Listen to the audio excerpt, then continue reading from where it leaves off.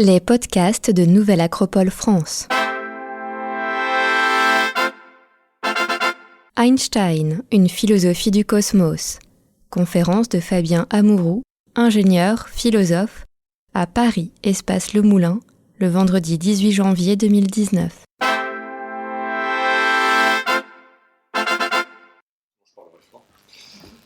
Bonsoir à tous, c'est pour moi une grande joie de vous voir nombreux. Il y a exactement un an, j'étais venu donner une conférence sur Nietzsche. Et bon, je vois que les Allemands à moustache ont plutôt du succès. Et je trouve que déjà, rien que ça, c'est une bonne nouvelle. Alors, ce soir, on va parler d'Einstein, on va forcément parler de science, mais on est dans une école de philosophie, et l'idée, c'est de marier tous les domaines de la connaissance. Donc d'aborder finalement Einstein et ses théories à travers le prisme de la philosophie, un peu comme ce qui est fait finalement dans le livre qu'a présenté Oriane, le livre de Trine van Swan, c'est dur à dire, TXT, qui a finalement donné la parole à des personnes de plein de domaines différents, des écrivains, des religieux, des philosophes, des artistes. C'est ce qui fait la richesse de la connaissance. Et Einstein est certainement un personnage qui peut nous aider à marier différents domaines. Même si nous, on le classe d'emblée dans la science, eh bien, il faut savoir qu'Einstein a dit des choses très intéressantes sur la politique, la religion, l'art peut-être un peu moins, même si lui-même était violoniste. C'est vraiment un homme qui permet de marier tous les domaines de la connaissance. Alors, c'est pour ça que je vais parler tout d'abord de la dimension d'Einstein, avec cette citation. Le physicien n'est rien d'autre qu'un philosophe qui s'intéresse à certaines choses particulières, sinon ce n'est qu'une sorte de technicien. Bon, voilà. Donc, c'est lui qui l'a dit, il pose le cadre d'emblée. Einstein lui-même se considérait comme un philosophe plutôt que comme un physicien. Et nous allons voir dans cette conférence que c'est peut-être ce qui a fait la différence entre lui et tous les autres grands génies scientifiques du siècle, du XXe siècle. On considère souvent Einstein alors, comme le plus grand génie de tous les temps, ou le plus grand génie du XXe siècle, en tout cas il fait partie certainement du top 5.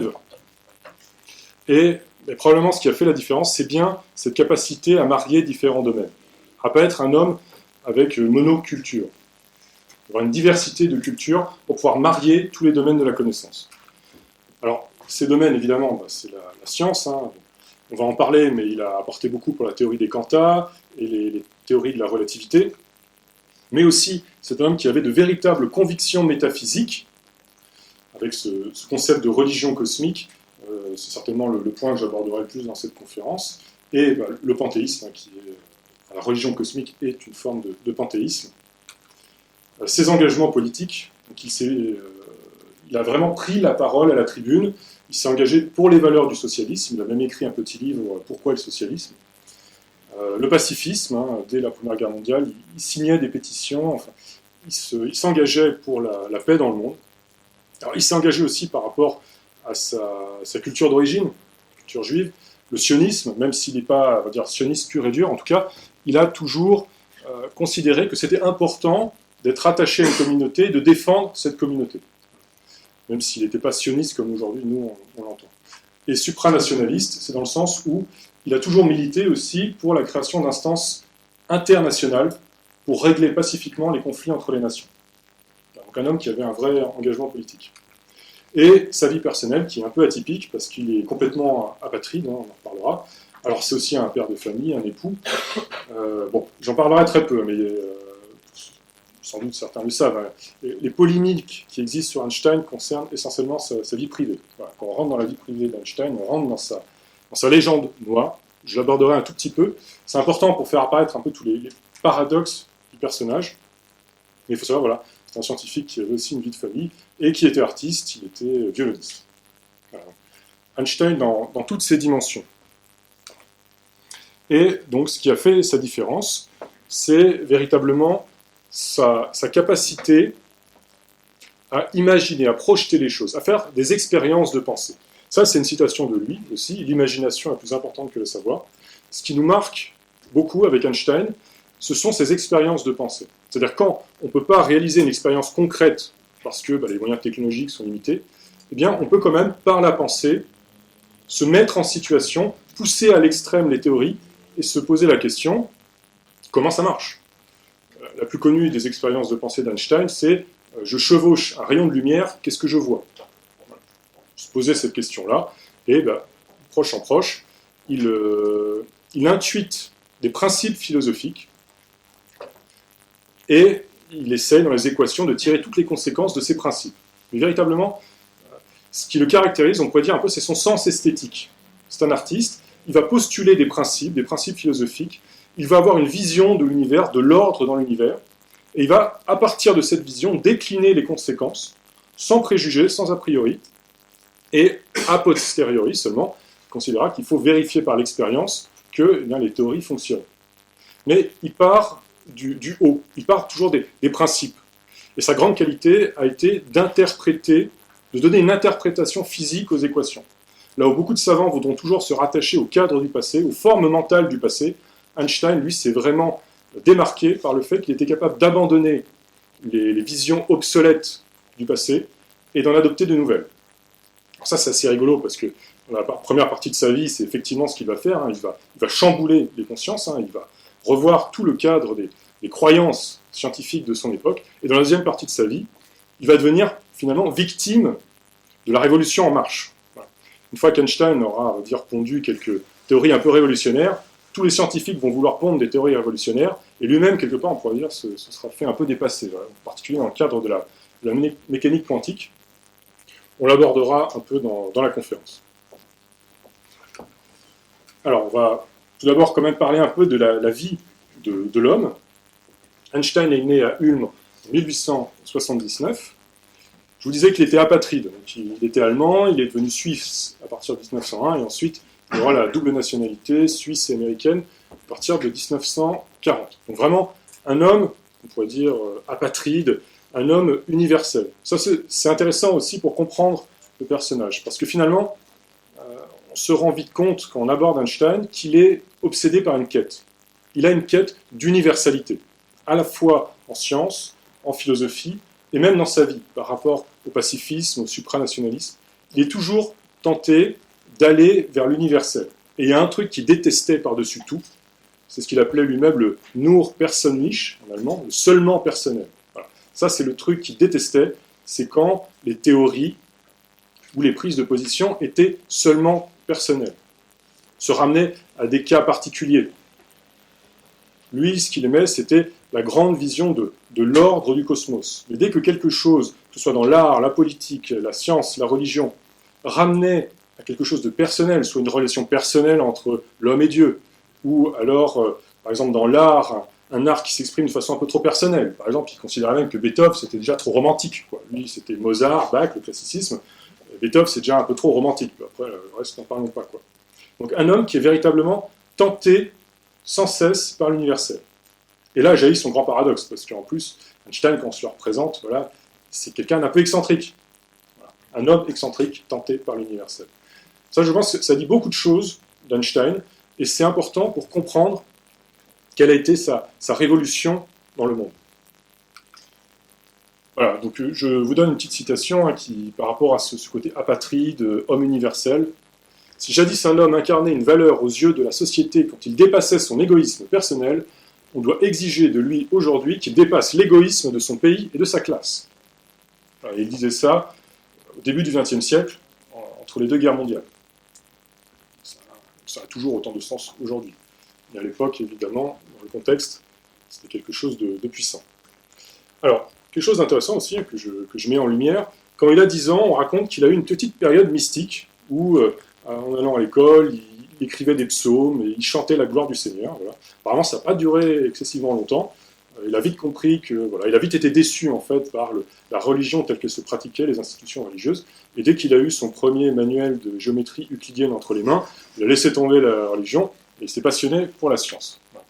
Mais voilà, ça dit quand même quelque chose du personnage, ce mysticisme, cette quête d'absolu. Il y a un autre événement, alors je ne l'ai pas mis dans le PowerPoint, mais à 5 ans, on raconte qu'on lui a offert une boussole, et il est resté complètement émerveillé devant cet objet, devant cette petite aiguille, qui, quel que soit le sens dans lequel on la tourne, quelle que soit l'orientation qu'on veut lui donner, retrouve toujours le nord. De façon métaphorique, ça nous parle de la quête d'Einstein qui cherche sans cesse l'absolu. Et il trouve l'absolu dans la relativité. C'est quelque chose d'assez rigolo, mais bon, j'en parlerai aussi, mais probablement que la relativité porte mal son nom. En fait, la relativité nous parle davantage d'un absolu et d'une universalité que quelque chose de vraiment relatif. Alors, voilà le truc rigolo avec Einstein, élève indiscipliné, tous ses biographes soulignent son apartness, toujours la volonté d'être à part, de penser de façon indépendante. Pour un homme universel, c'est un peu bizarre, mais justement, je pense que ce paradoxe peut nous aider à comprendre beaucoup de choses sur ce que signifie l'universalité. Et vous allez voir que la théorie de la relativité nous permet de penser l'universalité de façon un peu subtile. Donc voilà, indiscipliné. Du coup, il arrive quand même à intégrer une école importante, l'école polytechnique fédérale de Zurich, mais ça va pas très bien se passer. Alors il va rencontrer sa première femme à l'école, Mileva, et il aura 3 enfants avec elle, Liserl, Hans Albert et Édouard. Alors, je ne parlerai pas plus justement de la polémique sur sa vie privée, parce qu'il y a tellement de choses intéressantes à dire que ce serait trop long. Mais voilà, là, pour comprendre Einstein, c'est quand même important de savoir que la polémique est née après sa vie, mais on a retrouvé des lettres qui font quand même penser que c'était un très mauvais père et un très mauvais mari. Bon, il a divorcé de sa première femme, il en a épousé une autre, il était a priori relativement coureur de jupons et misogyne. Donc ça fait partie du paradoxe du personnage. Après, il nous dit plein de choses magnifiques sur la religion cosmique, le fait qu'il faut toujours être un exemple, etc. Mais lui-même, apparemment, avait un peu de mal à l'appliquer. Il faut le savoir pour pas non plus auréoler ce personnage qu'on pourrait parler de toutes les vertus. Voilà, bon, je ne dirais pas plus loin sur la polémique, après, je peux vous renseigner, mais ça fait partie de ces grands paradoxes qu'il est intéressant de souligner. Alors, comme il est complètement indiscipliné, il ne trouve pas un poste d'enseignant, enfin ça ne marche pas très bien, il trouve un petit boulot à l'office des brevets de Berne, qui le sauve financièrement, et il a quand même le temps, il fonde avec ses amis ce qu'il appelle l'Académie Olympia, qui va être un peu le creuset de ses idées nouvelles. Donc en fait, au début, c'est pas du tout un grand scientifique. Il sort de l'école, il s'est fâché avec tous ses professeurs, il a un petit boulot technique sympa, mais rien de fantastique, et il est un peu à part. Voilà, et c'est juste avec ses copains, le vendredi soir, ici, voilà. Il papote de science, et voilà, il réfléchit sur toutes les nouvelles idées de la physique. Et en 1905, alors il n'a que 26 ans, 1905, on l'appelle son annus mirabilis, son année miraculeuse. Il va sortir 3 papiers qui, quand même, sort 5, il y en a 3 majeurs, dont 2 mériteraient au moins le prix Nobel.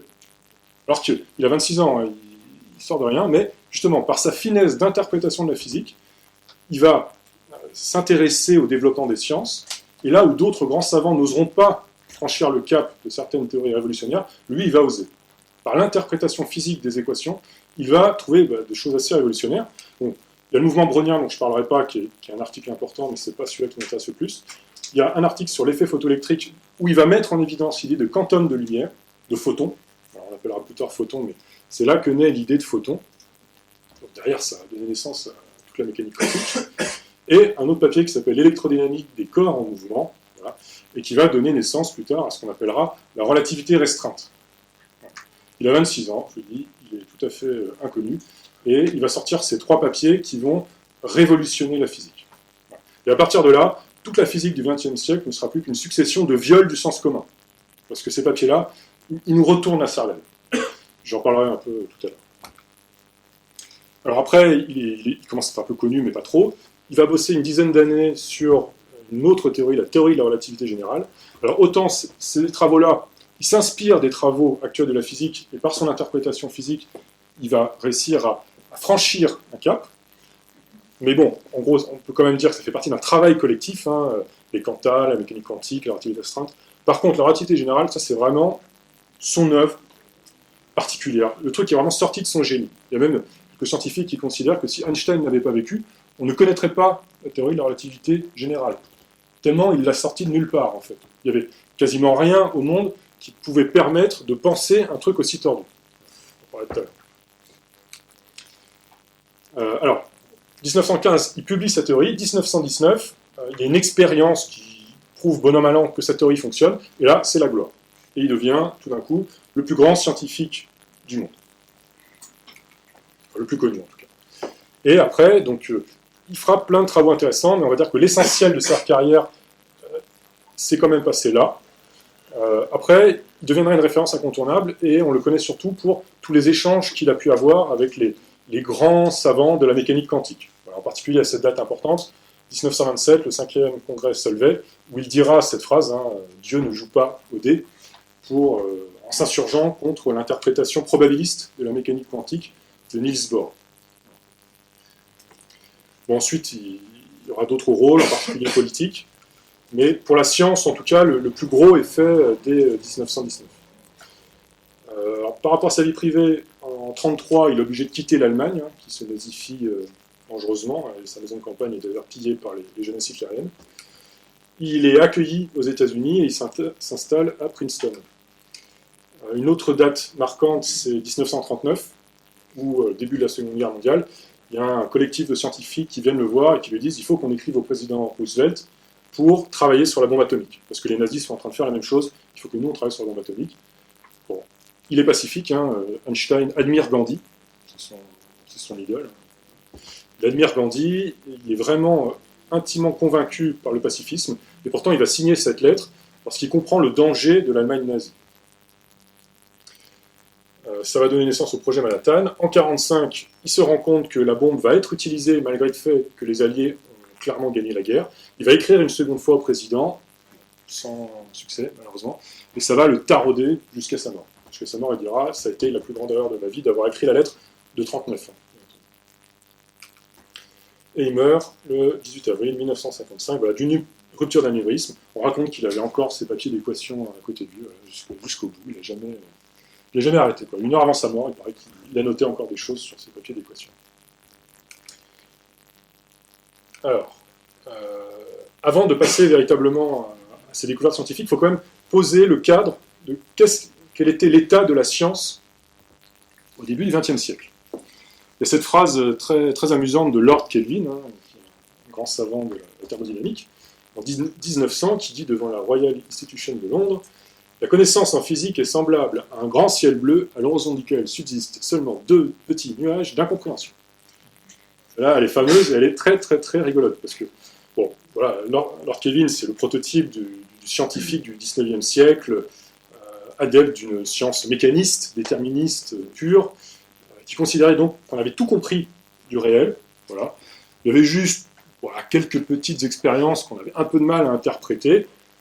Voilà, donc les 2 petits nuages dont on parle. Donc, la première, c'est l'expérience de Michelson et Morley, qui donnera plus tard naissance à la relativité. Hein. C'était des expériences en fait pour prouver l'existence de l'éther. L'éther, c'était l'explication que donnaient les scientifiques pour dire que la lumière se propageait à une certaine vitesse. Voilà. On avait montré que la lumière était une onde, que cette onde avait une vitesse de propagation, et on dit le support de cette onde, c'est l'éther. Ça nous arrangeait bien parce que par rapport aux théories de Newton, on avait besoin d'un espace absolu, d'un espace et d'un temps absolu. On avait dit l'éther, c'est l'espace absolu, tous les objets se déplacent par rapport à l'éther. Mais par contre, on avait quand même envie, parce que l'éther c'est impalpable, invisible, on ne sait pas trop ce que c'est, on avait envie de le mettre en évidence. Et donc, Michelson avait un appareil, un interféromètre, qui normalement devait permettre de mettre en évidence l'existence de l'éther par rapport au fait que la Terre tourne. Donc, si la Terre tourne, elle a une certaine vitesse par rapport à l'éther. Donc, en fonction de l'orientation de l'appareil de mesure, on devait être capable de déceler une différence de vitesse de parcours de la lumière dans un sens ou dans l'autre. Bon, ça ne marchait pas. Il tournait son truc dans tous les sens, et la vitesse, systématiquement, allait à la même vitesse, quelles que soient les directions. Et quelle que soit la vitesse de la source lumineuse et de l'observateur, la vitesse de la lumière était strictement la même. C'est un truc, bon, c'est un peu difficile, si on ne fait pas de science, on ne se rend pas compte à quel point c'est embêtant. Mais on peut prendre un exemple tout simple. Par exemple, une voiture qui passe dans la rue, elle passe à 50 km/h. Moi, si je suis en train de taper un texto avec mon portable juste à côté, on va passer devant moi à 50 km/h. Et si je mets mon short et que je me mets à courir à côté, je fais mon jogging, voilà, je cours à 10 km/h, la vitesse de la voiture, ça va être 50 moins 10. Elle va aller à 40 km/h par rapport à moi. Ça paraît logique. Enfin, en tout cas, c'est comme ça que ça marchait depuis Galilée. Voilà. Mais maintenant, si on remplace la voiture par un rayon de lumière, voilà, elle ne va pas à 50 km/h, elle va à 300 000 km par seconde. Mais normalement, il devra se passer la même chose, logiquement. elle passe à 300 000 km par seconde si je tape avec un texto, bah, si je me mets à courir derrière elle, elle devrait aller à 300 000 km par seconde, moins les 10 petits km/h. Bon. Comme c'est pas grand-chose, on se disait on peut pas le mesurer, c'est compliqué. Mais avec l'appareil de Michelson, ça devait marcher. Et ça marchait pas. Mais en fait, ce qui se passe, c'est que quelle que soit la vitesse à laquelle je vais, je cours pas vite à 10 km/h, mais si voilà, je fais quelques efforts, là, Usain Bolt, c'est un canard boiteux à côté de moi, et je cours très très vite, bah, si je vais à 20% de la vitesse de la lumière ira toujours à la même vitesse par rapport à moi. C'est comme si je courais derrière la voiture, et la voiture va toujours à 50 km/h devant moi, toujours, quelle que soit la vitesse à laquelle je vais. Et ça, c'était un peu compliqué à imaginer. Mais c'est ce qui se passe. Et ça a donné naissance à la relativité. On en parlera un peu plus juste avant. La deuxième expérience qui clochait un peu, c'est plus une expérience théorique, j'en parlais pas beaucoup, c'est la théorie du rayonnement du corps noir. Donc, voilà, une application concrète, ce serait tout simplement un four. Et bah, il y avait un certain nombre de problèmes dans la théorie, voilà, des énergies qui devenaient infinies. Voilà. Il y avait un grand savant de l'époque, Max Planck, qui avait échafaudé une dite théorie comme ça, avec en mettant des oscillateurs en fait, dans le four, en disant que ces oscillateurs pouvaient capter que des petits paquets d'énergie, avec sa fameuse constante de Planck, qui sera très très importante par la suite. Mais pour Planck, à l'origine, c'était qu'un artifice de calcul. C'était juste pour que la théorie elle tienne debout et qu'il n'y ait pas des énergies infinies pour certaines longueurs d'onde. Bref. Mais bon, voilà, c'était encore un peu nébuleux, petit nuage. Et là, débarque Einstein, et il va nous aider dans tout ça. Alors, je vous ai dit, il publie un papier sur l'effet photoélectrique. L'effet photoélectrique, c'est une expérience qu'on faisait depuis assez longtemps, en 1839, Antoine Becquerel. C'est le fait qu'un matériau, quand on l'illumine, on envoie de la lumière dessus, il émet des électrons. Et ce que les scientifiques ne comprenaient pas, c'est pourquoi ces électrons n'étaient éjectés qu'à partir d'une certaine longueur d'onde de la lumière. C'est illustré par le schéma qui est ici. Alors, si vous avez une lumière qui a une longueur d'onde plutôt faible, par exemple les infrarouges, vous pouvez envoyer autant d'intensité lumineuse que vous voulez, il ne se passe strictement rien.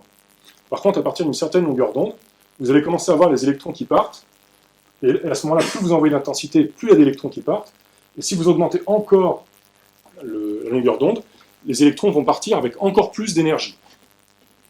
Et ça, pour les scientifiques, par rapport à leur modèle, on ne pouvait pas comprendre que ça ne dépende pas uniquement de l'intensité, que ça puisse dépendre de la longueur d'onde. Et c'est ça que Einstein apporte.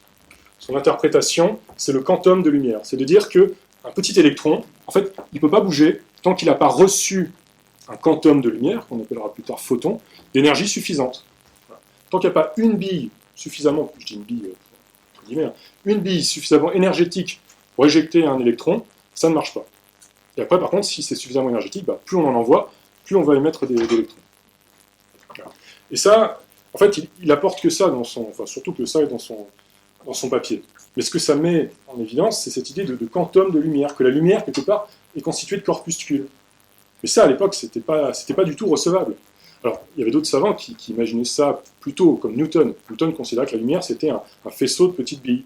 Mais il y avait eu d'autres expériences entre-temps qui avaient montré clairement que la lumière, c'était pas des petites billes, que la lumière, c'était une onde. Ça se comportait comme les vagues sur l'océan, c'était une onde. Donc là, revenir en arrière et dire, mais non, en fait, la lumière, c'est une onde, mais c'est aussi un ensemble de corpuscules, voilà, ça grillait le cerveau de tout le monde. Donc c'est ça qu'il apporte dans ce papier, et qui derrière va donner naissance à la mécanique quantique. Et c'est pour ça qu'il aura qu'une fois le prix Nobel, hein. Il aurait pu l'avoir 3 ou 4 fois. Il l'a eu une fois en 1901 pour cette interprétation du quantum de lumière. Et derrière, ça donne naissance, voilà, dualité en corpuscule, le principe de complémentarité de Bohr. Voilà, c'est tout ça qui dépend en fait de cette interprétation à partir de ce phénomène physique qui était mal compris à l'époque. Alors, attention à la relativité restreinte, ma préférée. Là. C'est probablement en 1905 le papier le plus important. Alors, le principe de relativité, on en parlait tout à l'heure, c'est Galilée qui l'avait énoncé la première fois. Et ce principe affirme que les lois physiques s'expriment de manière identique dans tous les référentiels inertiels. Alors, un référentiel inertiel, c'est un référentiel qui se déplace les uns par rapport aux autres à des vitesses constantes. Voilà. Par exemple, comme moi, quand je cours à 10 km/h par rapport à la voiture qui va à 50 km/h. Si on va à vitesse constante, on est comme deux référentiels inertiels. Galilée avait dit, principe de relativité, les lois de la physique s'expriment de la même façon, quelle que soit la vitesse du référentiel. Il avait dit cette phrase aussi, le mouvement est comme rien. Quand vous êtes en mouvement, vous allez pouvoir faire exactement les mêmes expériences physiques. Par exemple, si je lâche cette commande, je ne peux pas le faire parce que ça va casser le matériel, elle va tomber à mes pieds. Voilà. Elle va tomber en ligne droite à mes pieds. Mais si j'étais à bord d'un bateau qui se déplaçait par rapport à moi et que je faisais la même expérience, il y aura exactement la même trajectoire. Quel que soit mon mouvement, les lois de la physique vont se comporter de la même façon. Je ne vais pas pouvoir distinguer un référentiel d'un autre par rapport aux expériences de la physique. En tout cas, à l'époque, ça marchait avec les chutes d'une pomme, ça marchait avec les lois mécaniques. C'est ce qu'il avait appelé le principe de relativité. Donc, j'avais dit, en fait, ça porte mal son nom, parce que ça nous parle d'un absolu. Ce que ça veut nous dire, ce principe, c'est que les lois sont universelles. Les lois sont universelles, elles s'appliquent, quel que soit l'état de mouvement du référentiel, de celui qui fait l'expérience. Mais une conséquence de ça, c'est qu'il y a des grandeurs physiques qui sont relatives. Par exemple, la vitesse. Voilà, toutes les vitesses des objets les uns par rapport aux autres, en fait, elles sont relatives au référentiel dans lequel on se place. Donc, la vitesse est relative, mais ça permet aux lois physiques d'être absolues, d'être universelles. C'est ça que ça disait. Bon, voilà. Et c'est vraiment, c'est le départ de la science moderne. Un principe de relativité, c'est absolument essentiel. Enfin, une conséquence, la vitesse est relative, et à l'époque, on considérait que, par contre, l'espace et le temps étaient absolus. Voilà, l'espace, c'est un cadre bien rigide, qui ne bouge pas, et puis le temps, il s'écoule de la même façon pour tout le monde. Et on rattachait ça à la notion d'éther. Mais il y avait un problème, ça ne marchait pas avec les équations de l'électromagnétisme de Maxwell. Maxwell, c'est un grand savant du XIXe siècle qui avait montré justement que la lumière était un rayonnement électromagnétique. Il avait mis au point des équations magnifiques, très très belles, mais si on voulait transposer ces équations d'un référentiel dans un autre, ça cassait leur forme, elles n'avaient plus la même forme. D'où l'idée d'éther. On avait dit, voilà, elles ont cette belle forme dans l'éther. Et après, dès qu'on change de référentiel, ça ne marche plus. Donc, finalement, le principe de relativité, là, ça marchait pour les lois de la mécanique, mais pour l'électromagnétisme, ça ne marchait pas terrible. Et ça, il y a quelques scientifiques que ça taquinait un petit peu. En particulier, un grand scientifique français, Poincaré, qui en 1904 a réaffirmé le principe de relativité. Les lois des phénomènes physiques peuvent être les mêmes, soit pour un observateur fixe, soit pour un observateur entraîné dans un mouvement de translation uniforme. Il réaffirme le principe de relativité. Et un autre grand scientifique, Lorentz, qui lui trouve des formules de transformation pour corriger ce problème. Et du coup, avec les transformations de Lorentz, le coup de la voiture tout à l'heure, si je cours à 10 km/h derrière la voiture qui va à 50 km/h, en fait, il n'y a plus de composition simple des vitesses. Mais la différence de vitesse ne sera pas 40 km/h. Ce sera un truc un petit peu différent. Bon. On ne s'en rend pas compte à nos vitesses, mais quand on approche de la vitesse de la lumière, ça prend de l'importance. Alors voilà, en 1905, Einstein, un parfait inconnu, déboule avec son petit papier, et il va affirmer les choses suivantes. Les lois de la physique respectent le principe de relativité. Il part de ce principe philosophique. Il dit, ce principe philosophique, il marche, et je vais le pousser dans toutes ses conséquences. Alors, j'aurais dû mettre l'autre avant. Et il va prendre un autre postulat, il va dire la vitesse de la lumière dans le vide est égale à c dans tous les référentiels inertiels. Elle ne dépend ni du mouvement de la source, ni de l'observateur. Qui prend le résultat de l'expérience de Michelson et Morley, et il en fait un principe. Il dit que c'est un postulat. Et uniquement avec ces deux postulats, il va déduire tout le reste. Et il va en conclure que l'éther, en fait, est une notion arbitraire, et qu'elle n'est pas utile à l'expression de la relativité. Il va nous dire, en fait, il n'y a pas d'éther. C'est une illusion. Il n'y a que des mouvements relatifs les uns par rapport aux autres, mais il n'y a pas de cadre absolu. Bon. La conséquence, qui déboussole un peu nos consciences, c'est que pour que les lois physiques s'expriment partout de la même manière, vous prenez les lois physiques, là, il y a la mécanique et l'électromagnétisme, l'énergie, l'espace et le temps sont relatifs au référentiel inertiel dans lequel on se place. Il n'y a pas que la vitesse qui est relative entre nous, il y a aussi l'espace et le temps. L'espace et le temps n'ont plus d'existence absolue. Ce sont des existants qui n'existent que par rapport à d'autres existants. En fonction de nos vitesses respectives, on n'a pas le même espace, on n'a pas le même temps. Et alors, il n'appelle pas tout de suite relativité restreinte. Restreinte, ça veut dire restreinte au référentiel inertiel. Parce qu'après, il y aura la relativité générale. Ce principe sera encore étendu à d'autres types de référentiels. Et quelques années après, Minkowski, un autre savant, va faire naître cette idée d'un espace-temps à 4 dimensions. Parce que l'espace et le temps sont liés dans cette nouvelle relativité. C'est-à-dire qu'on est dans un univers, en fait, où il n'y a pas un temps. Tous les temps coexistent dans notre univers. Il y a même des endroits où le temps, on considère qu'il ne s'écoule même plus. Au centre des trous noirs, il y a tellement de masse, le temps ne s'écoule plus. Pour la lumière, le temps ne s'écoule pas non plus. Tous les temps coexistent dans l'univers. Et tous les temps sont uniquement relatifs les uns par rapport aux autres. Vous allez voir, c'est assez compliqué à imaginer. Je vais vous proposer juste un exemple qui permet de prendre conscience à quel point c'est compliqué et que ça retourne le cerveau. Bref. Alors, une des conséquences, c'est que plus on va vite, plus le temps s'allonge et plus l'espace se contracte. Plus le temps s'écoule lentement et plus l'espace, dans le sens de la vitesse, se contracte. Alors, dit comme ça, c'est un peu brut de pomme, il faut préciser un peu. Attention, c'est pas le temps absolu qui ralentit, ni l'espace absolu qui se contracte, mais seulement mon temps propre et mon espace propre relativement au point de vue de quelqu'un d'autre. En fait, notre temps, personne ne perçoit mon temps de la même façon. Tous les temps sont relatifs, les uns par rapport aux autres, par rapport aux vitesses des uns et des autres. Du fait qu'il y a tous les temps coexistent dans l'univers.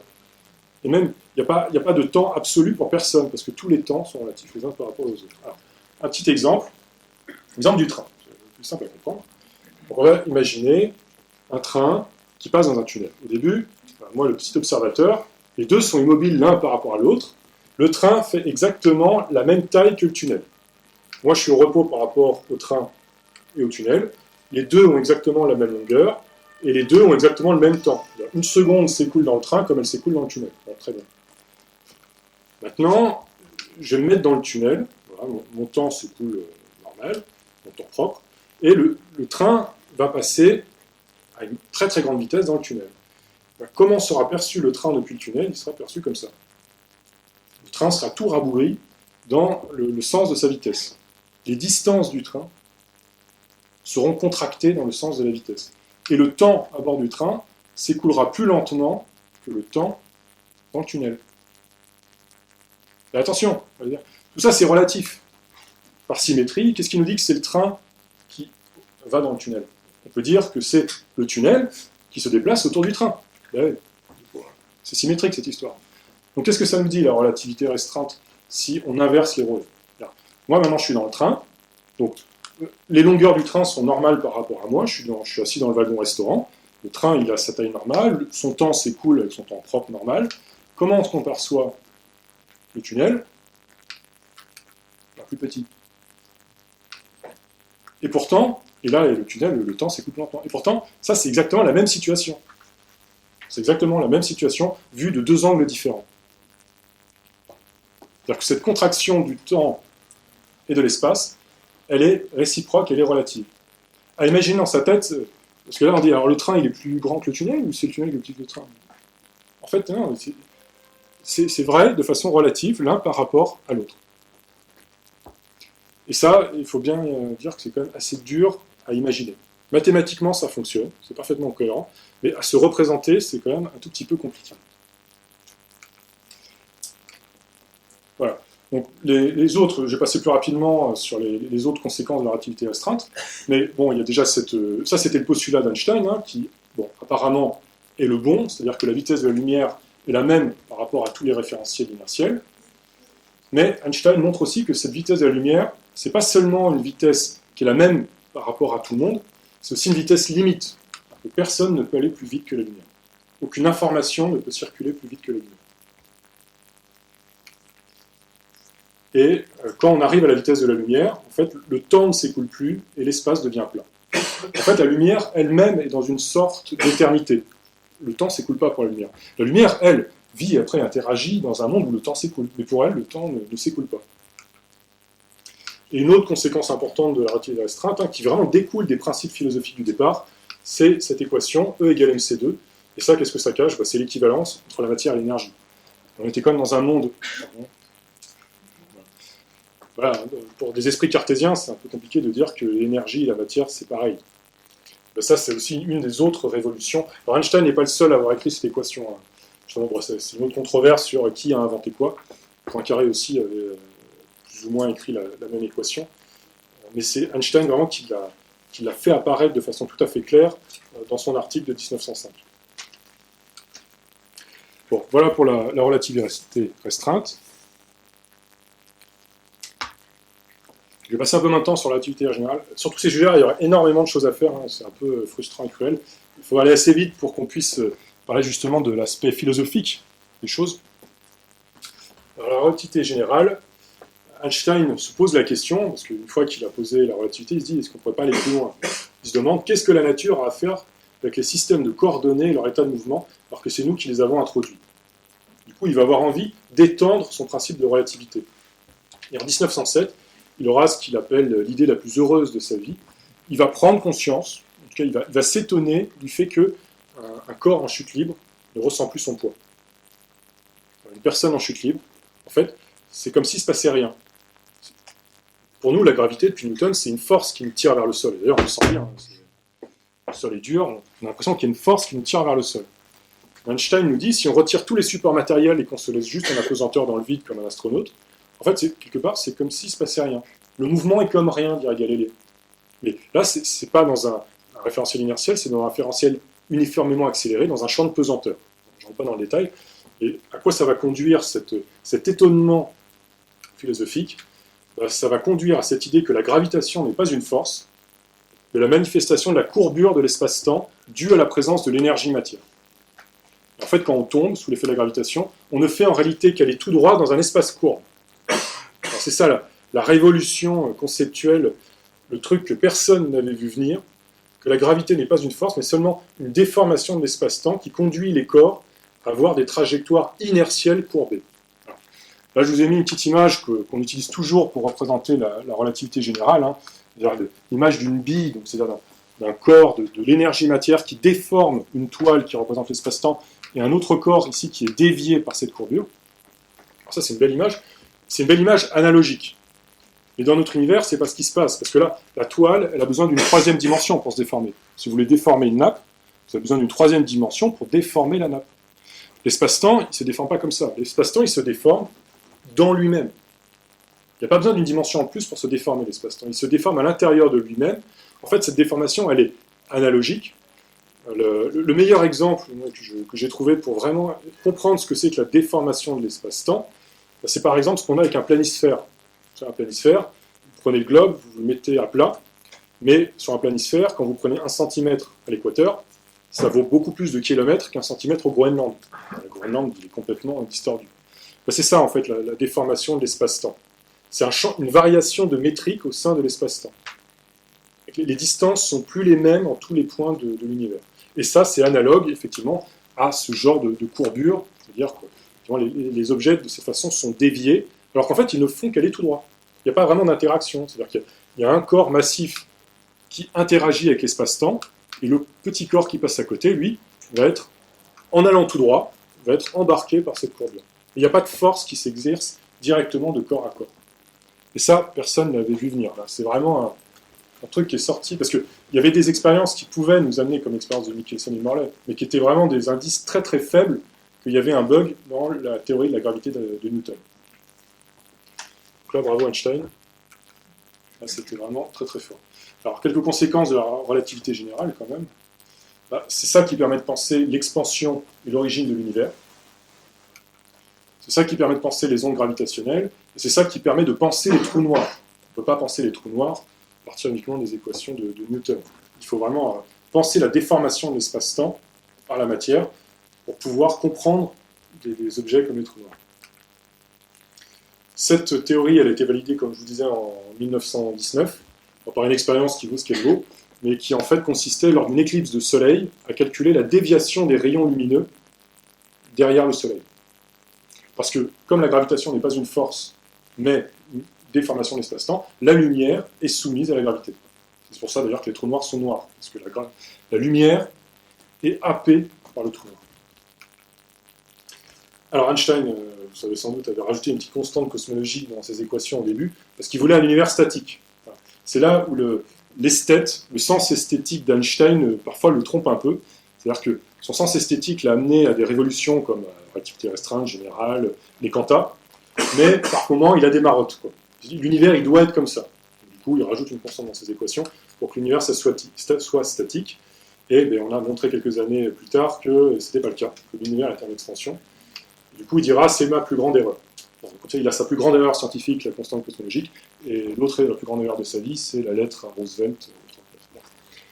Et voilà, c'est un scientifique qui reconnaît qu'il a fait des erreurs. Bon, finalement, cette constante cosmologique, c'est peut-être pas tant une erreur que ça, elle peut avoir encore un rôle en physique. Mais en tout cas, à l'époque, c'est sûr que lui, il l'avait rajouté par rapport à une idée préconçue de l'univers qui devait être fixe, statique. Alors, voilà, je m'arrête là par rapport aux aspects scientifiques des apports d'Einstein. Il y aurait énormément de choses à dire, hein, malheureusement. Mais ce qui est intéressant dans ces conférences philosophiques, c'est de voir aussi les autres aspects. En particulier, cette idée de religion cosmique. Et tous les éléments scientifiques que je vous ai présentés avant, j'espère, vont vous permettre de comprendre un peu mieux cette idée de religion cosmique. Einstein fait partie de ces scientifiques qui ne rejettent pas la religion. Alors vous allez voir avec la citation que je donne tout après, il n'est quand même pas tendre avec les religions, mais il fait partie de ces scientifiques qui considèrent que la science ne peut pas tout. En particulier, la science ne peut pas définir les valeurs ni le but de l'action humaine. La science est limitée. Elle n'a pas de conséquences éthiques directes. Il faut questionner au-delà de la science. Ce n'est pas parce qu'on sait que l'espace et le temps se contractent qu'on va être meilleur avec nos concitoyens. C'est sans rapport. Il y a besoin d'aller plus loin, en fait. Et Einstein le reconnaissait tout à fait. Je vous ai mis cette citation de Pascal qui dit bien, qui résume cette situation de façon absolument magistrale. La raison a beau crier, elle ne peut mettre un prix aux choses. Par la rationalité, on ne peut pas donner de valeur aux choses.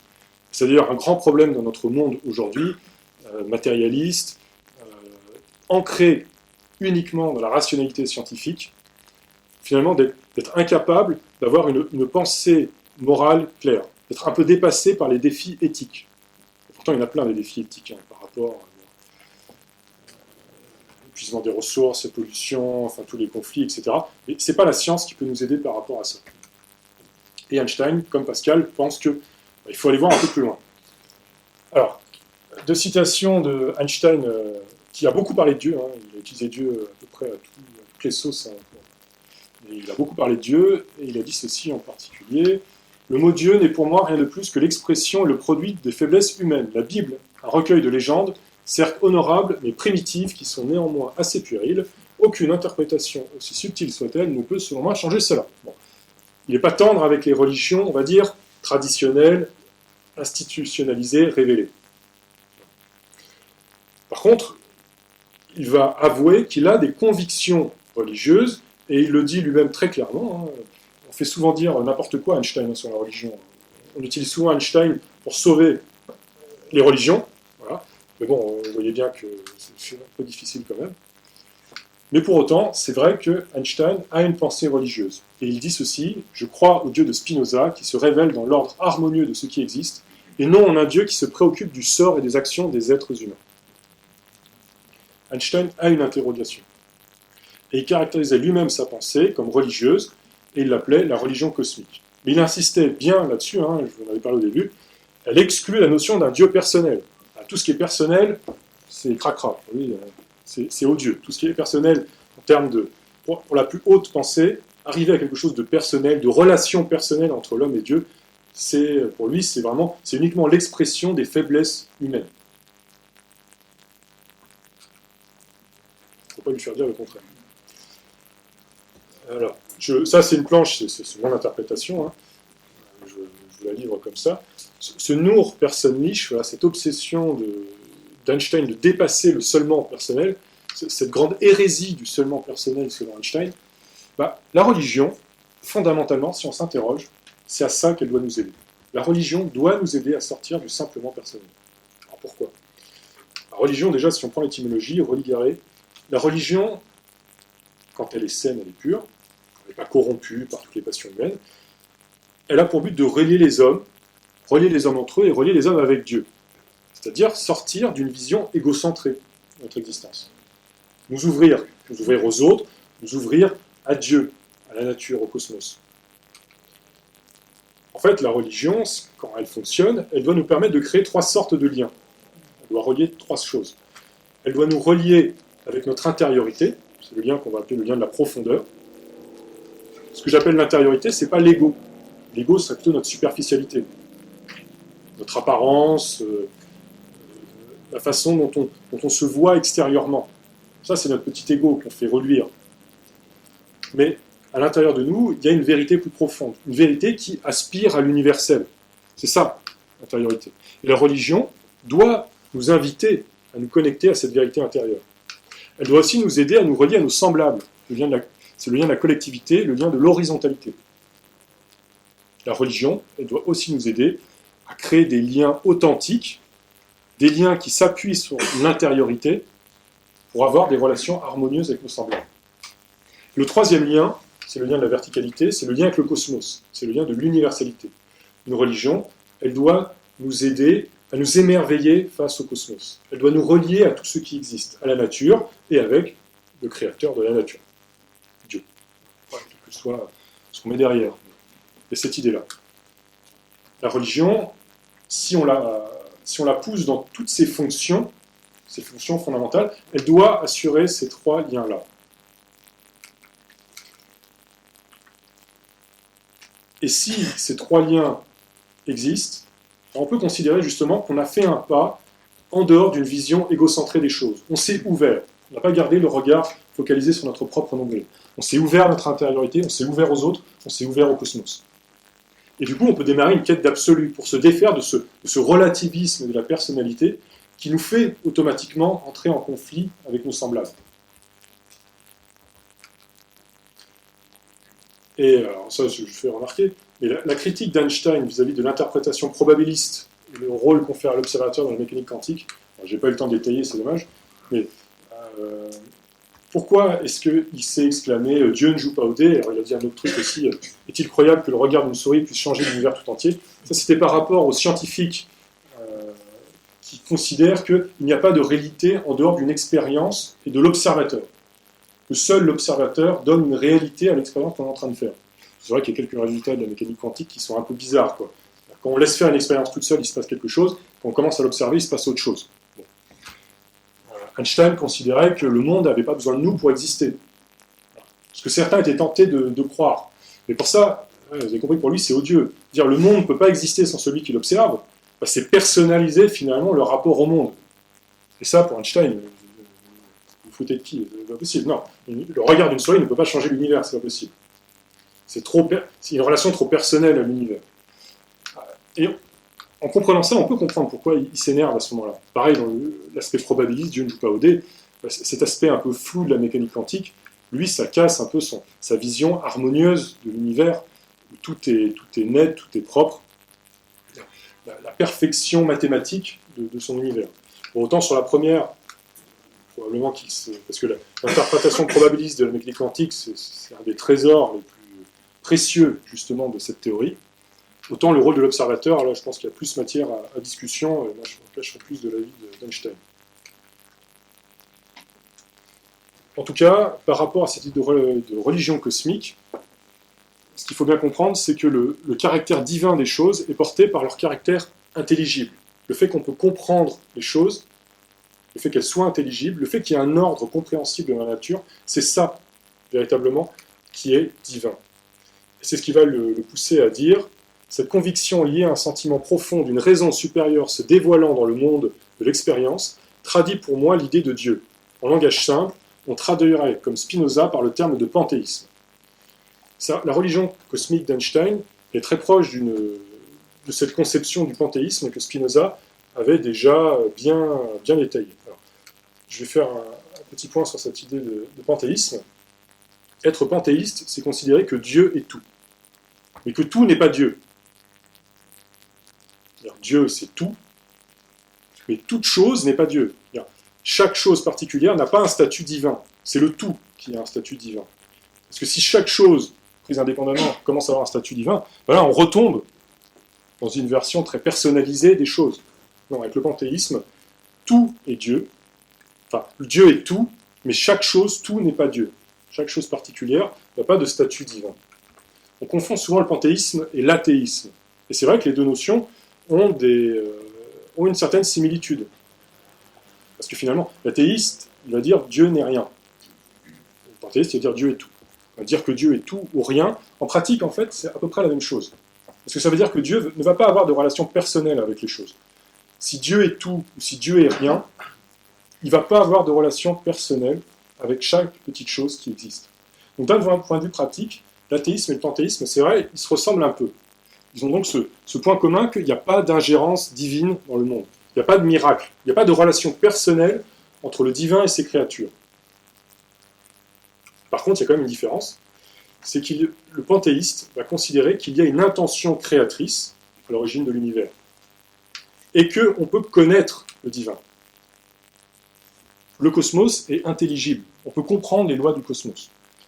L'athée, lui, dira simplement, l'intention créatrice, il n'y a personne, il n'y a pas eu d'intention à l'origine du monde, et la connaissance du divin, de toute façon, il n'y a pas de divin. Donc c'est ça la distinction entre le panthéiste et l'athéiste pur. Et la religion cosmique, c'est bien un panthéisme.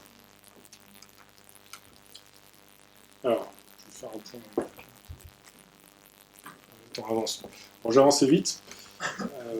C'est pour refaire un petit point sur ce paradoxe d'Einstein, qui est un personnage à la fois excentrique et indiscipliné, mais aussi rigoureux et probe, scientifiquement, très individualiste et égocentrique, et en même temps universaliste. C'est-à-dire qu'en science, il va toujours partir des principes, en politique, il va toujours s'engager pour l'universalisme, et en religion, il va prendre pour lui la religion la plus universelle qui soit, c'est-à-dire universelle, c'est-à-dire qui noie, qui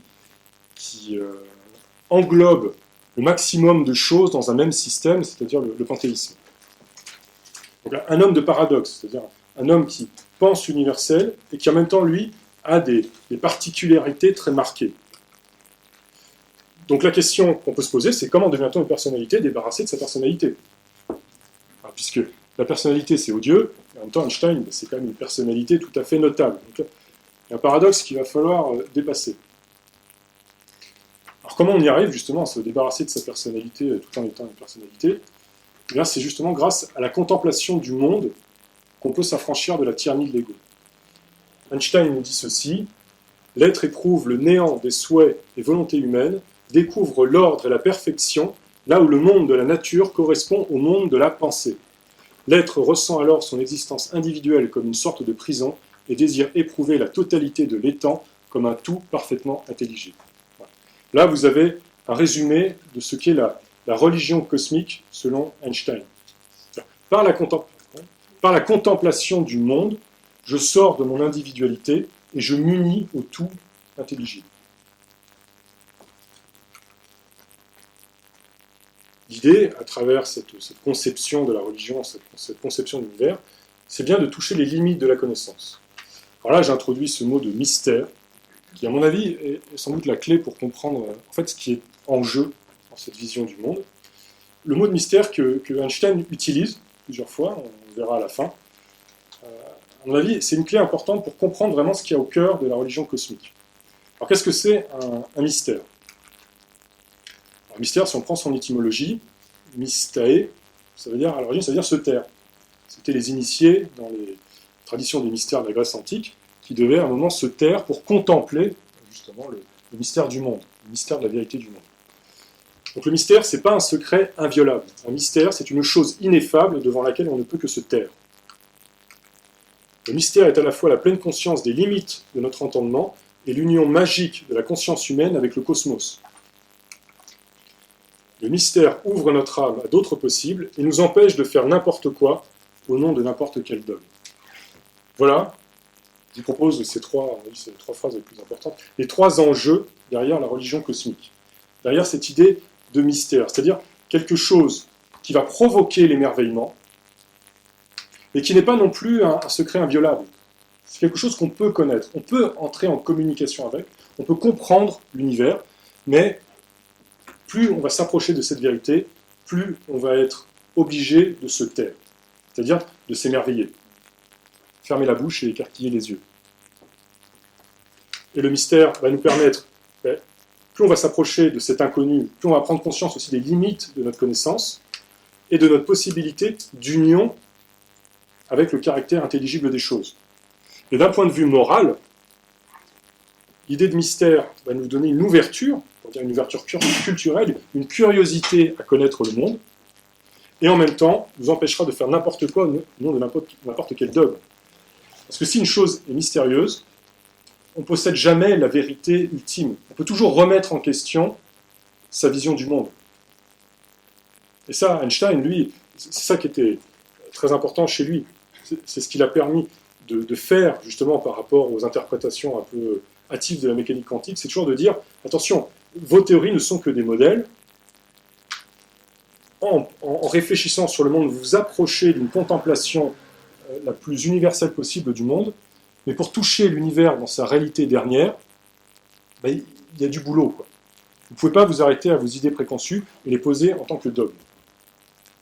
Derrière cette idée de mystère, il y a la possibilité de s'ouvrir à la contemplation du monde, de s'unir finalement au mystère de son ordre harmonieux, de ses lois, tout en sachant que nos vérités humaines ne seront jamais des vérités dernières, des vérités qu'on pourra ériger en dogme. La religion cosmique, si on la comprend comme ça, elle a deux vertus fondamentales. Elle nous préserve du dogmatisme de l'esprit, elle nous protège des religions particulières anthropomorphiques qui dérivent souvent l'Inquisition ou alors l'anathème. Voilà, c'est-à-dire on va jeter l'anathème sur quelqu'un parce qu'il ne croit pas la même chose que nous. Donc, ça nous préserve, ça nous donne une espèce de probité intellectuelle qui ouvre notre esprit à d'autres possibles, mais ça nous préserve aussi du dogmatisme de la matière, c'est-à-dire d'une forme d'athéisme méprisant et borné. C'est-à-dire refuser toute réalité métaphysique aux choses. Refuser toute réalité à l'invisible. Si on comprend la religion cosmique comme cela, ça nous permet de ne pas tomber dans les deux pièges du dogmatisme, celui de l'esprit et celui de la matière. Tout en ayant une pensée métaphysique, on ne va pas tomber dans le fanatisme, et tout en ayant une pensée métaphysique, on ne va pas tomber dans une explication uniquement rationnelle et matérialiste des choses. On va pouvoir tenir le juste milieu entre le désir de l'esprit d'aller vers l'invisible et le désir du corps de rester dans le bien matériel et concret. Voilà, une longue citation, je vais lire avec vous parce qu'elle est importante aussi. Einstein nous dit ceci: « Je soutiens vigoureusement que la religion cosmique est le mobile le plus puissant et le plus généreux de la recherche scientifique. À notre époque installée dans le matérialisme se reconnaissent, dans les savants scrupuleusement honnêtes, les seuls esprits profondément religieux. Hume, par sa lucide critique, permet un progrès décisif de la philosophie, mais il cause, sans responsabilité de sa part, un réel danger, parce que cette critique suscite une peur de la métaphysique erronée. Ce vice correspond à l'autre extrême de la philosophie nuageuse de l'Antiquité, quand elle croyait pouvoir se passer de données sensibles. On ne peut se passer de métaphysique. Aujourd'hui, la religion cosmique d'Einstein est probablement une clé essentielle pour sortir, on va dire, du matérialisme borné de notre époque, mais sans renier notre rationalité scientifique. Parce que notre rationalité scientifique, elle est bonne, elle est juste en elle-même. Elle nous permet de faire de grandes choses. Mais si on s'enferme dedans, on va rater le mystère du monde. On va rater cette étape de la contemplation, de l'union avec le mystère du monde, qui permet d'ouvrir notre conscience à d'autres possibles. En fait, la science, elle peut être tout aussi dogmatique qu'une religion. La clé dans la religion cosmique, c'est pas la science, c'est bien cette idée de mystère. Parce qu'en science, vous pouvez avoir des dogmes, voilà, Lord Kelvin, il était aussi dans ces dogmes, quoi. Une science peut être aussi dogmatique qu'une religion.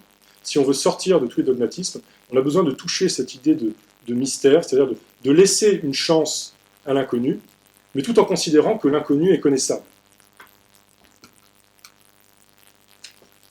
Alors, je pense que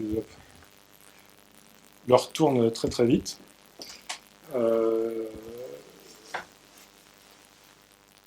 C'est de la faire courte. Sur la science magique. En fait, toutes ces nouvelles théories de la mécanique quantique, de la relativité, pour nous, c'est une chance absolument incroyable. Parce que la science du 19e siècle, on voyait bien l'état d'esprit de Lord Kelvin, la science mécaniciste du 19e siècle, donnait un cadre formel où on avait l'impression que les choses étaient absolues, figées, parfaitement déterministes. C'était la mécanique, l'horloge parfaitement huilée qui tournait. C'était une science qu'on pouvait se représenter parfaitement. Et finalement, la science n'était pas magique. La science, elle était mécanique, elle était rationnelle, point barre. Et avec la science du XXe siècle, c'est-à-dire avec toutes ces nouvelles théories auxquelles Einstein a beaucoup contribué, eh bien, on peut, avec la science, déboussoler notre imagination. Comme j'ai pu vous l'exemplariser avec le train tout à l'heure qui passe dans le tunnel. La double nature ondulatoire et corpusculaire de la matière. Ça, c'est un truc. Phénomène physique probabiliste à l'échelle de l'atome. L'équivalence entre matière et énergie. La relativité de l'espace et du temps. En fait, toutes ces nouvelles conceptions du monde, ce sont des réalités physiques qui échappent à notre faculté de représentation. Elles sont intelligibles, on peut les comprendre à travers les équations, à travers les mathématiques, mais pour se représenter les choses, ça déboussole notre conscience. Donc la science, elle redevient magique. Et ça, c'est une chance énorme. Alors j'ai mis cette petite image d'Harry Potter pour vous dire qu'Harry Potter, en fait, c'est nul. L'école des sorciers, c'est naze. N'importe quel étudiant aujourd'hui en sciences a accès à des mystères qui déboussolent l'imagination. Il n'y a pas besoin de faire léviter les objets, il n'y a pas besoin de divination, quelque part. Il suffit de s'intéresser à ces théories-là pour véritablement sortir du cadre de ses idées préconçues, pour faire exploser son système de représentation. Donc ça, c'est une chance pour retrouver, on va dire, une forme de spiritualité, aborder la science avec une spiritualité. Et c'était bien ça l'idée d'Einstein dans la citation que je vous ai donnée avant. Je vais passer, tant pis. La magie, comment on peut définir la magie? On peut dire que la magie, c'est une œuvre de dépassement des contradictions. Il y a de la magie quand, face à une contradiction, on trouve l'idée qui la dépasse. On est dans un cadre rationnel, il y a des choses qui semblent s'opposer, mais par l'action de la conscience, on arrive à dépasser les contradictions. On peut considérer que c'est la magie. Et qu'est-ce qui va tuer la magie? Alors, on peut considérer, en l'école de philosophie, on va dire que c'est le désir de tout contrôler. Quand on veut absolument tout contrôler, ranger tout dans des petites boîtes, voilà, bien rationalisées, on va tuer cette possibilité d'émerveillement, cette possibilité de magie. Alors maintenant, comment on fait pour se sortir de cette volonté de tout contrôler, de tout rationaliser, de tout comprendre par des lois mécaniques, déterministes, voilà, comme les scientifiques avaient pu être tentés de le faire à une époque. Comment on fait pour sortir de cette volonté que tout soit bien carré et rangé dans des petites boîtes? Là, finalement, Einstein nous donne un exemple. Pour renoncer à tout contrôler, on s'efforce de tout comprendre. Alors ça peut paraître contradictoire. En fait, si on y réfléchit bien, on va cesser de tout contrôler le jour où notre conscience va se heurter à l'inconnu. En fait, si on reste dans son confort intellectuel et qu'on n'essaye pas de remettre en cause ce qu'on sait déjà, alors oui, les dogmes vont s'installer petit à petit en nous. Ce qu'on sait, on va le considérer comme une vérité absolue. Mais à partir du moment où on va mettre un coup de fouet à sa curiosité intellectuelle, qu'on va sans cesse essayer de remettre en question l'édifice de ses croyances, là, on se heurte à l'inconnu. Et là, on se rend compte qu'on ne peut pas tout contrôler. On tombe en extase devant l'ordre merveilleux du monde à partir du moment où on a fait cet effort de le comprendre.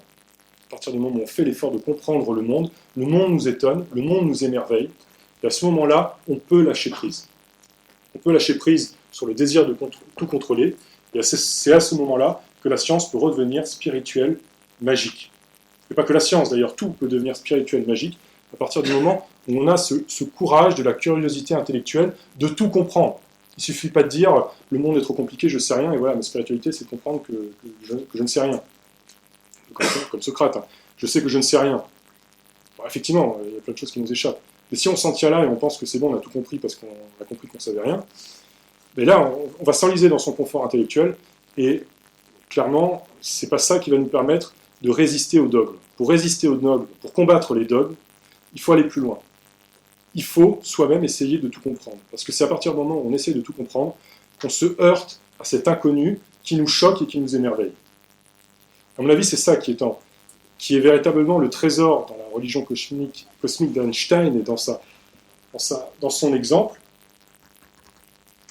Essayons de tout comprendre et on lâchera prise sur le fait de tout contrôler.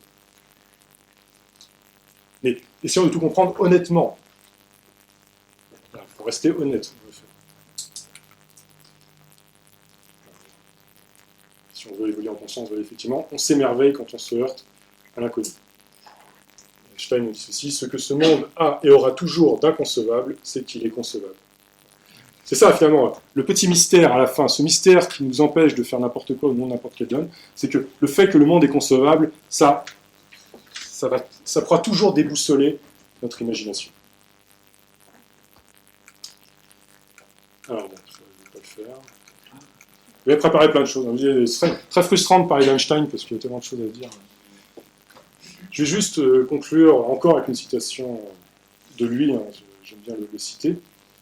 Ne considérez jamais vos études comme un devoir, mais comme une occasion enviable d'apprendre à connaître la force libératrice de la beauté dans le royaume de l'esprit, pour votre joie personnelle et au profit de la communauté à laquelle votre œuvre future appartient. Einstein nous incite à nous relier à la beauté. C'est bien son sens esthétique du monde qui l'a poussé à faire toutes ces découvertes. Et ce sens esthétique, cette conscience de la beauté du monde, de la beauté intelligible du monde, d'une beauté qu'on peut comprendre, c'est ce que Einstein considérait comme le plus beau moteur de la science, mais pas que de la science. Donc je pense que c'est aussi le plus beau moteur de tout ce qu'on peut faire dans le monde. Essayer de comprendre pourquoi le monde est beau et comment il est beau. Je vais laisser la parole pour une dernière citation d'Einstein qui va vous être donnée par les jeunes de l'école de philo.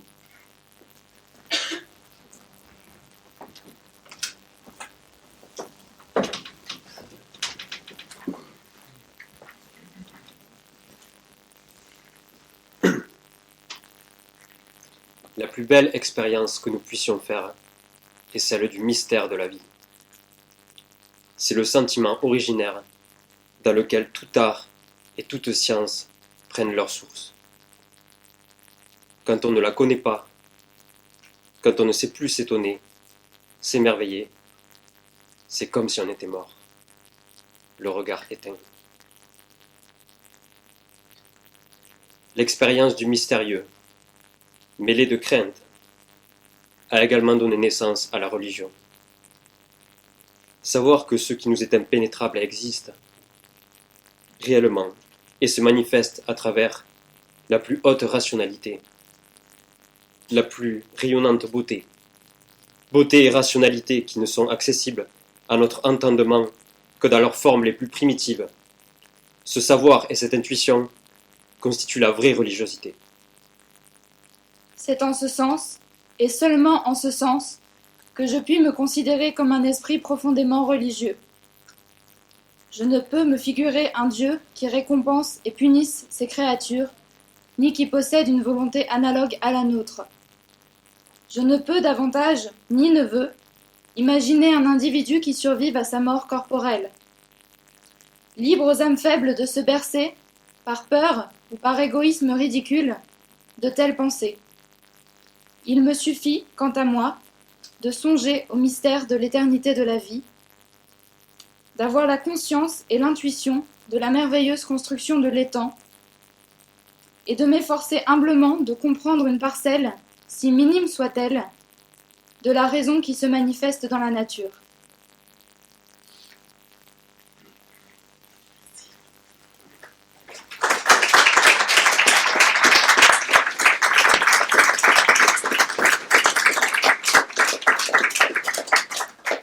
Je vais garder ce dernier texte où vous voyez la notion de mystère ressort clairement. Et, comme je l'ai dit, je pense que la clé est là-dedans. La clé n'est pas dans la science. La science elle-même, en fait, elle ne permet pas de faire exploser le cadre de nos pensées. La science peut être aussi dogmatique que la religion. Mais si on aborde la science avec ce sens du mystérieux, ce goût du mystérieux, ce goût de l'émerveillement, alors on peut rendre la science profondément spirituelle. On peut spiritualiser la science.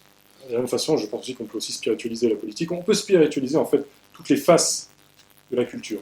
Et pour ça, il faut avoir une ouverture fondamentale, un questionnement et un émerveillement fondamental face à la beauté de la vie, à la beauté de l'ordre dans le monde. Et c'est ça profondément, c'est cet émerveillement, ce mystère que le monde est beau et intelligible, qui peut nous permettre de sortir des barrières, qu'elles soient fanatiques ou matérialistes.